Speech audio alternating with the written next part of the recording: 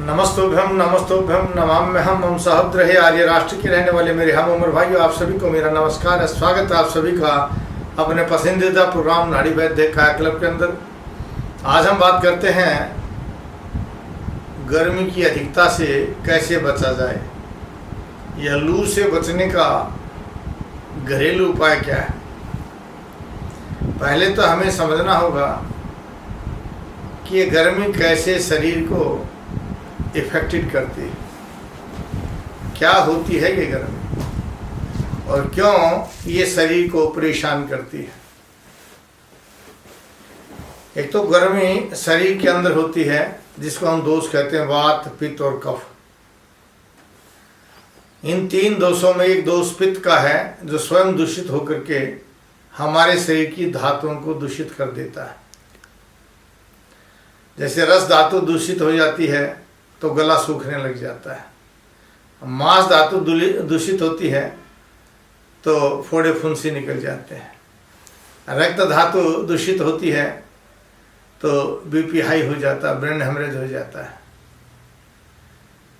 लेकिन अगर बाह्य, ये तो हो गया आहारजन्य दोष, अगर बाहर से गर्मी अधिक आ जाए, उस गर्मी की अधिकता से हमें क्या हो सकता है।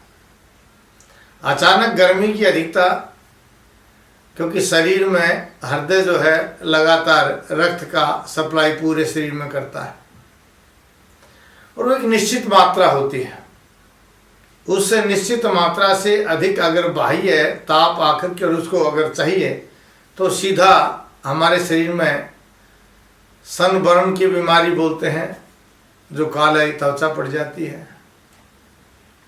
उस गर्मी की अधिकता से ब्रेन स्ट्रोक हो जाता है, उस गर्मी की अधिकता से बेहोशी आ जाती है और उस गर्मी की अधिकता से हमारी त्वचा खुश्क होकर के सिकुड़ जाती है। यानी एकदम जो रस धातु होती है वो नष्ट हो जाती है गर्मी की अधिकता के कारण।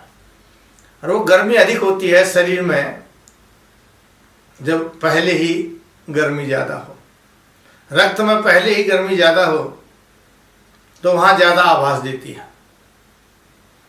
अब इस रक्त की गर्मी को ख़त्म करने के लिए हमें कौन सा उपाय करना चाहिए। गर्मियों में हमें दाल सब्जी या तो बहुत ज़्यादा पानी की खानी चाहिए तरीदार बना करके, या फिर खाने ही नहीं चाहिए। इसमें हमें सलाद ज़्यादा प्रयोग करना चाहिए, कच्चे प्याज टमाटर का प्रयोग करना चाहिए। और आजकल बेलगिरी आई हुई है, बेलपत्र जिसको कहते हैं, इस बेलपत्र का जूस बना करके दूध में या पानी में, अगर इच्छा करती है तो मीठा डाल लीजिए, नहीं तो बगैर मीठे के भी इसका प्रयोग कर सकते हैं। ये आपके शरीर को बहुत ठंडा रखेगा। बाह्य जो गर्मी है वह है, अंदर जब आपके रक्त के अंदर गर्मी आ जाए, गर्मी दूर हो जाएगी तो बाह्य गर्मी से एकदम शरीर में परेशानी नहीं होगी। दिन में 2-3 बार आप ठंडा पानी पी सकते हैं, फ्रीज का नहीं, घड़े का ठंडा पानी होना चाहिए। उसमें आप चाहे तो मीठा डाल सकते हैं, नहीं तो नमक और नींबू भी डाल करके प्रयोग कर सकते हैं। खांड डाल करके इसका प्रयोग कर सकते हैं। जितना पानी पिएंगे उतना ही अच्छा है। और राबड़ी बनती है, शीत राबड़ी बोलते हैं, लस्सी के साथ इस राबड़ी का प्रयोग कर सकते हैं। सब्जी की जगह राबड़ी बनाइए, उस राबड़ी को सुबह शाम खाइए, आपको गर्मी का एहसास नहीं होगा। लेकिन बहुत से लोगों को रबड़ी बनानी नहीं आती, कैसे बनानी चाहिए। गेहूं के आटे में दोपहर के समय लस्सी डाल करके, जिसको छाछ या छाछ कहते हैं, रख दीजिए घोल करके और शाम को इसको उबाल लीजिए। जब उबलते उबलते यह कूदना बंद कर दे, बर्तन से बाहर आना बंद कर दे, समझो आपकी रबड़ी तैयार हो गई है। और उसमें बराबर की लस्सी और दूध मिला करके, ठंडा दूध और लस्सी मिला करके वो डाल करके पीजिए, उसको सब्जी की जगह प्रयोग कीजिए। यह आपके शरीर को ठंडा रखेगी, हीट वेव से आपको बचाएगी और शरीर में किसी प्रकार का नुकसान नहीं होने देगी। गरम गरम चपाती ना खा करके कम से कम 1 घंटा पहले बनी हुई दाल सब्जी का प्रयोग करना चाहिए और भोजन के बीच में घूंट घूंट करके पानी पीना चाहिए। अगर गर्मी की अधिकता से घबराहट या बेचैनी हो जाती है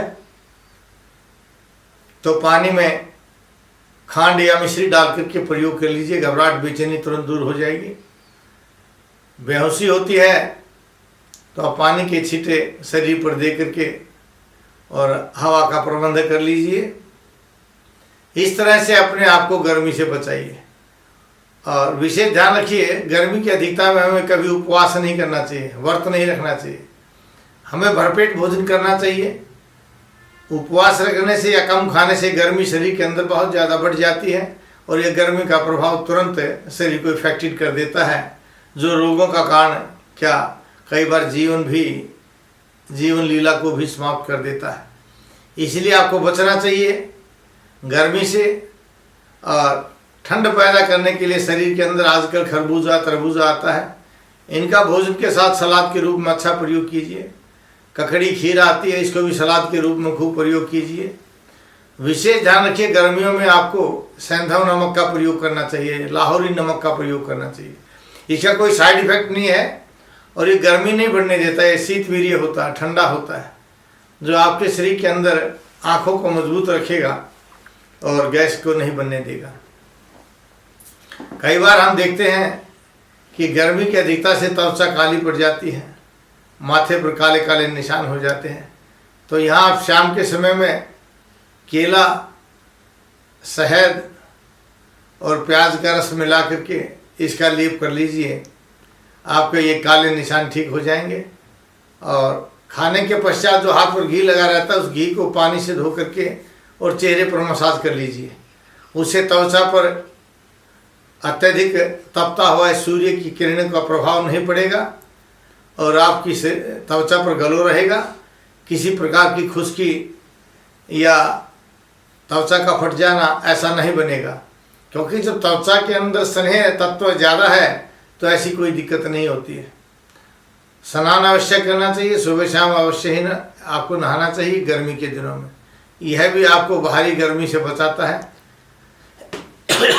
इस तरह से पानी का प्रयोग आपको खूब करना चाहिए। पानी हम प्राणी नाम प्राणः, पानी प्राणियों का प्राण, पानी खूब पीता रहना चाहिए और फ्रिज का नहीं घड़े का पानी प्रयोग कीजिए। दिन में आप जितना पानी का प्रयोग करेंगे तो भी आप इससे बचे रहेंगे। गच्छामि, पुनर्मिलनाय जा रहा हूँ, दोबारा मिलने के लिए इन भावों के साथ कि आप स्वस्थ रहें, अपने परिवारजनों को स्वस्थ रखें।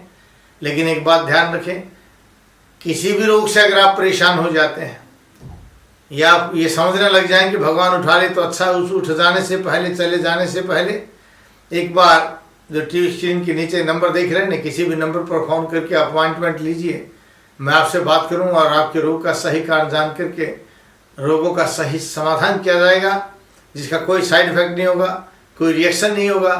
और आयुर्वेद कहता है जन्म के पश्चात होने वाले प्रत्येक रोग को ठीक किया जा सकता है, चाहे वो बीमारी cervical, migraine, BP, acidity, sugar, cancer, liver cirrhosis, या कोई भी बीमारी, चाहे त्वचा की बीमारी हो या किडनी का दोष हो, वो सभी चीज़ें ठीक हो जाती हैं आयुर्वेद के सिद्धांत के अनुसार, पथ्य के प्रयोग के द्वारा। यानी आपको ठीक परहेज रखना चाहिए। इसलिए कहते हैं पथ्य से भी न किम भेषजम, परहेज से रहें तो औषधि की आवश्यकता नहीं है। और बद परहेजी करें तो कोई औषधि काम नहीं करेगी। लेकिन परहेज क्या है, आपको सुबह 4 से 9 के बीच में भोजन कर लेना चाहिए, शाम को भी 4 से 9 के बीच में भोजन करें। भोजन के बीच में घूट घूट करके पानी पिए और कम से कम 1 घंटा पहले बना हुआ भोजन होना चाहिए, उसका प्रयोग करना चाहिए। जय भारत, जय भारती।